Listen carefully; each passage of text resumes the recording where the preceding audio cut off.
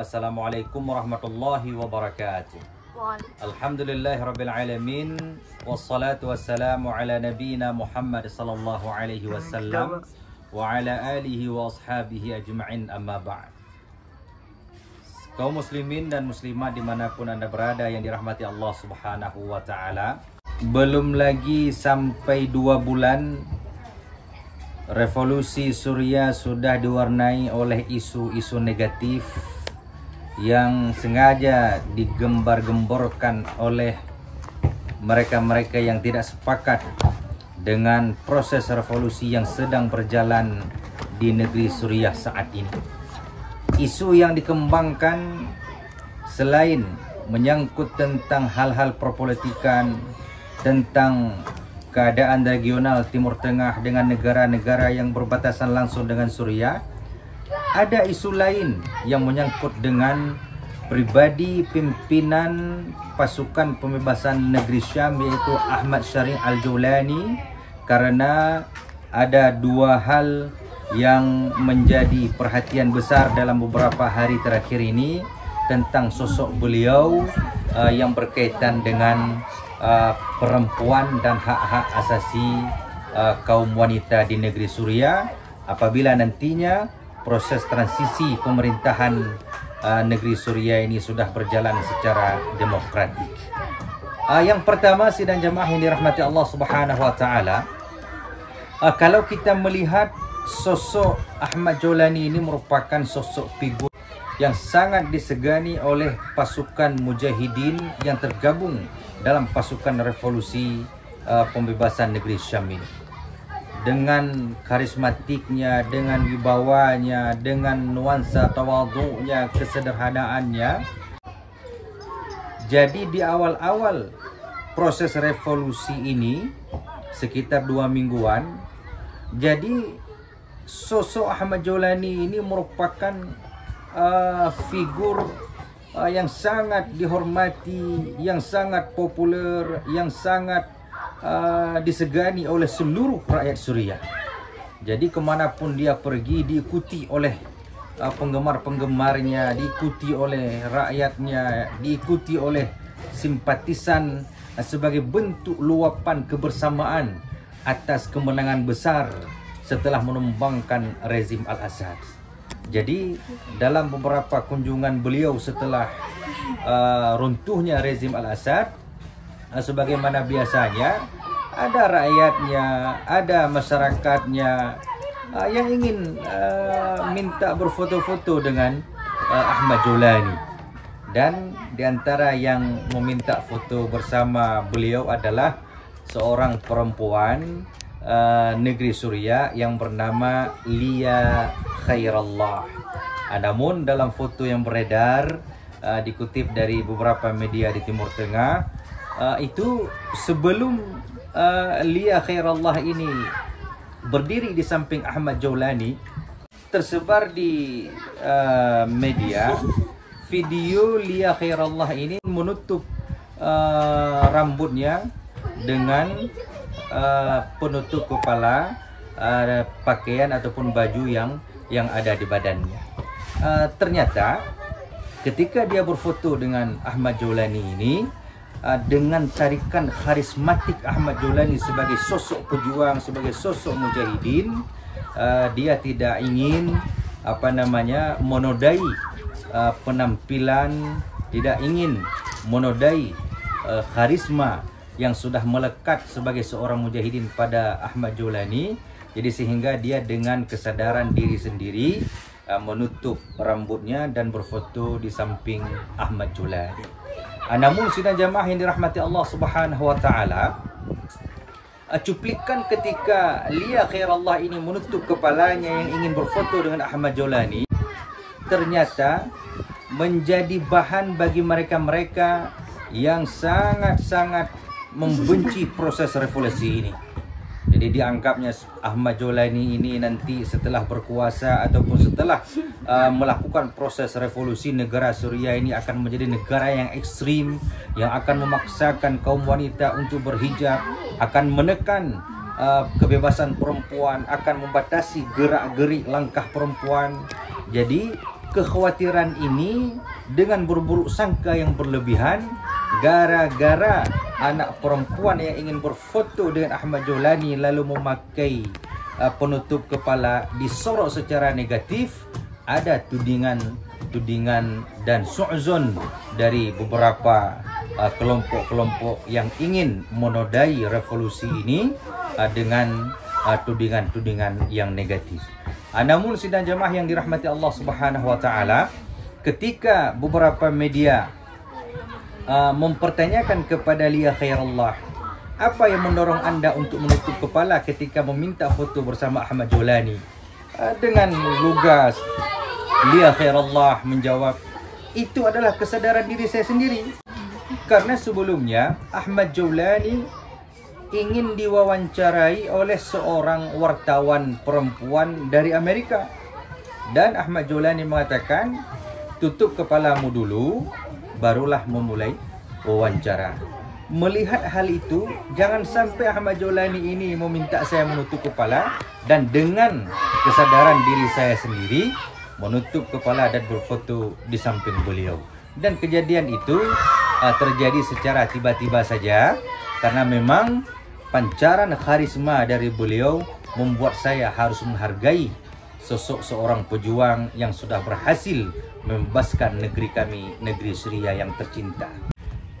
Dan Ahmad Jawlani ketika dikonfirmasi oleh wartawan dari media lain kepada beliau mengenai hijab, mengenai menutup kepala karena beredarnya video Lia Khairullah ini yang ingin berfoto dan harus berhijab.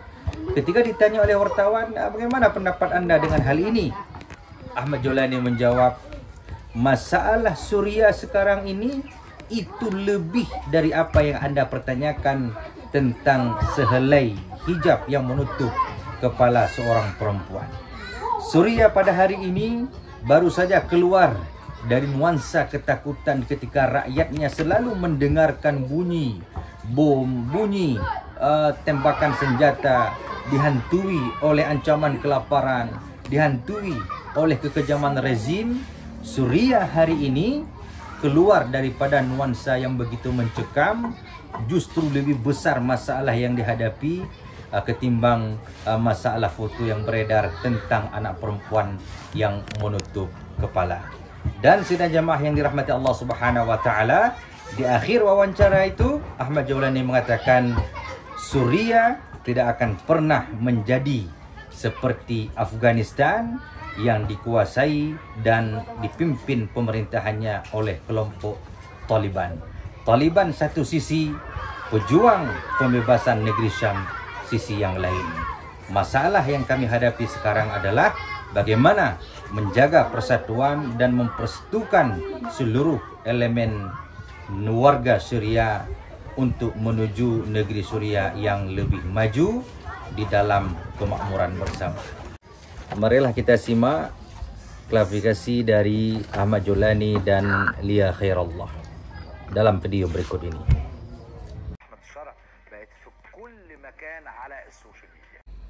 منه وبإشارة معينة غطي راسك مباشرة، يعني شفنا الفيديو كنت عم بتغطي بطريقة يعني فيها هيك احترام شديد وانصياع لطلبه. فاجأك هذا الطلب؟ لا أبدا ما فاجأني، لأنه أنا شفت من قبل طلب السيد أحمد الشرع لمذيعة أمريكية بتغطية شعرها قبل المقابلة. كنت متوقعة هذا الأمر. فأنا أخذته جدا بروح رياضية ومرحة وبقبول تام، وهذا الشيء كان واضح بالفيديو.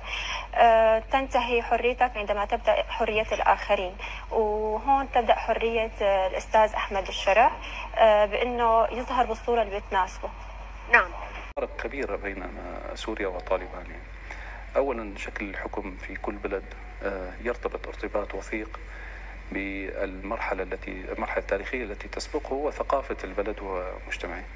المجتمع الأفغاني مجتمع قبلي، قبيلة لها دور كبير في حكم البلاد، أما المجتمع السوري فمجتمع مختلف تماما بتكوينه وطبيعته وطريقة تفكيره، فبالتالي سيكون الحكم في سوريا طبيعي جدا متناسب مع ثقافة البلد وتاريخها. Kaum muslimin dan muslimat yang dirahmati Allah Subhanahu wa taala. isu skandal yang kedua yang digembar-gemborkan oleh mereka-mereka yang anti revolusi adalah yang terjadi beberapa hari ini mengenai masalah kunjungan Menteri Luar Negeri Jerman, seorang perempuan yang mengunjungi negeri Suriah dan bertemu dengan Ahmad Jolani. Dalam penyambutan kenegaraan, ketika sang Menteri Luar Negeri perempuan ini disambut oleh Ahmad Jolani, ternyata Ahmad Jolani menyambutnya dengan nuansa yang agak sensitif, di mana dia tidak menyambut dengan menyalami Menteri Luar Negeri Jerman yang perempuan ini. Karena Menteri Luar Negeri ini perempuan dan tidak disalami oleh Ahmad Jolani, ini pun menjadi masalah bagi mereka-mereka yang tidak senang dengan kebebasan negeri Syam pada hari ini. Dan juga tudingan demi tudingan terhadap memarginalkan perempuan, menindas perempuan dan membatasi gerak-gerik perempuan dan menekan emansipasi perempuan di negeri Suriah apabila dia akan memimpin nanti setelah revolusi ini, itu pun dituju kepada Ahmad Jolani dengan penuh pemikiran-pemikiran yang sangat-sangat picik dan sangat-sangat sempit. Jadi sehingga ini pun menjadi perbincangan hangat di media-media mainstream di Timur Tengah itu mengenai Ahmad Al-Jolani yang seakan-akan menganggap perempuan itu najis, yang menganggap perempuan itu karena bukan muhrimnya, karena perempuan itu adalah kafir dan lain sebagainya. Jadi tudingan-tudingan ini tidak lain tidak bukan hanyalah ingin mencederai nama baik Ahmad Jolani sebagai sosok yang paling dihormati, yang paling disegani sekarang ini memimpin masa transisi negeri Suriah. Namun sidang jamaah yang dirahmati Allah Subhanahu wa taala, lagi-lagi hal ini dikonfirmasi oleh Menteri Luar Negeri Jerman sendiri dalam sebuah wawancaranya, konferensi persnya. Dia mengatakan Ahmad Jolani tidak menyalami saya itu bukanlah perkara penting, karena masalah emansipasi wanita itu tidak terfokus kepada salam menyalami, tetapi lebih dari itu bagaimana dia bisa menjamin nanti hak-hak perempuan apabila dia akan memimpin Suriah nantinya. Hak-hak perempuan, kebebasan perempuan nantinya harus menjadi hal yang paling utama dalam perjalanan negeri Suriah era baru setelah masa revolusi ini berakhir. Ternyata sidang jamaah yang dirahmati Allah Subhanahu wa taala, tidak semua baik di kalangan kaum muslimin sendiri, apalagi di kalangan orang-orang Syiah yang tidak sepakat, yang menolak revolusi di negeri Suriah, pantang ada celah sedikit saja yang bisa mencederai nama baik dan perjuangan ikhlas para mujahidin dan rakyat Suriah yang sudah lama tertekan kerana rezim Assad ini. Tentu sedikit saja hal yang bersifat negatif langsung mereka gembar-gemborkan untuk merusak dan menodai citra perjuangan para mujahidin pembebasan negeri Syam. Maka oleh sebab itu masalah hijab, masalah bersalaman dengan lawan jenis, ini dari satu bab dalam fikih kita, sudah diatur di dalam agama kita. Kewajiban seorang perempuan menutup aurat, bagaimana interaksi seorang perempuan dengan laki-laki yang bukan muhrim juga diatur oleh Allah Subhanahu wa taala dan diatur oleh Rasulullah sallallahu alaihi wasallam. Cuma dalam pandangan Ahmad Jolani, masalah ini belumlah menjadi hal yang sangat prioritas karena ada masalah besar yang sedang mereka pikirkan untuk mensukseskan revolusi ini dalam masa peralihan dan transisi pemerintahan dari rezim kezaliman Bashar Assad menuju rezim perubahan, menuju Suriah, negeri yang maju. Marilah kita dengarkan penjelasan dan konfirmasi dalam konferensi pers Menteri Luar Negeri Jerman mengenai tidak diselaminya beliau oleh pemimpin revolusi Suriah.